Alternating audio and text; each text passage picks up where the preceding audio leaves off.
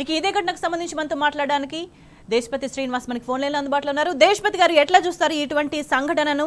నిజంగా అంటే విధి నిర్వహణకు వెళ్లిన మహిళా జర్నలిస్టుల మీద ఇంత స్థాయిలో దౌర్జన్యం జరగడాన్ని ఈ ముఖ్యమంత్రి ఎలక్షన్ సభలలో పదే పదే చెప్పింది, మేము ప్రజాపాలనను అందిస్తాము, పౌర హక్కులకు హామీ పడతాము, రూల్ ఆఫ్ లా పాటిస్తాము, నిరసన చెప్పే స్వేచ్ఛను ప్రతి ఒక్క పౌరుడికి ఉండేలాగా చూస్తాము, భావ ప్రకటన స్వేచ్ఛకు అవకాశం కల్పిస్తాము, ధర్నాలకు వీటన్నింటికి కూడా తగిన అవకాశాలు కల్పిస్తామని చెప్పడమే కాకుండా పౌర హక్కుల సంఘాల వాళ్ళతో టీవీలలో చర్చలు పెట్టించుకొని మరీ చెప్పినాడు, చాలా డెమోక్రటిక్ గా ఉంటది, ప్రజాస్వామ్యంగా ఉంటది మా పరిపాలన అని చెప్పి.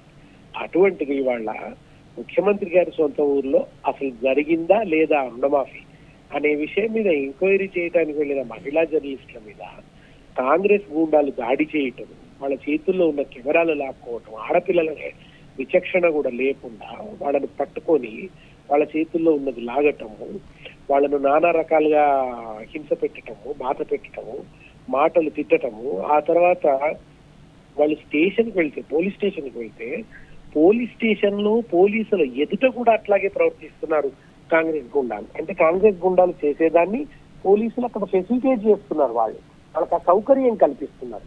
దీన్ని ప్రజాపాలన అంటారా?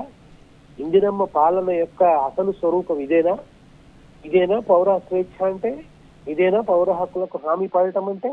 దీన్ని బట్టి ఏంటంటే ఈ ముఖ్యమంత్రి వేసుకున్నటువంటి, ఈ ప్రభుత్వం వేసుకున్నటువంటి మాయ వేషం, మారు వేషం తొలగిపోతున్నది. అసలు కర్కోటక స్వరూపం, ఆయనలో ఉన్నటువంటి నియంతృత్వం, ఆయనలో ఉన్నటువంటి నిరంకుశత్వం ఇవాళ బయటకు వస్తున్నాయి.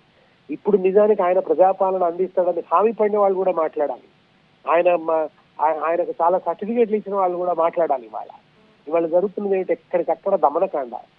ధర్నా శిబిరం మీద పడి లాఠీ చార్జీలు చేస్తారు, ఎక్కడికక్కడ నోటీసులు ఇస్తారు, రైతులకు నోటీసులు ఇస్తారు. అయ్యో మాకు ఎందుకు రుణమాఫీ జరగలేదు అని అడిగితే జర్నలిస్టుల మీద దాడులు చేస్తాడు, దేవాలయానికి వెళ్ళి పూజలు చేస్తే మా మీద కేసులు పెడతారు.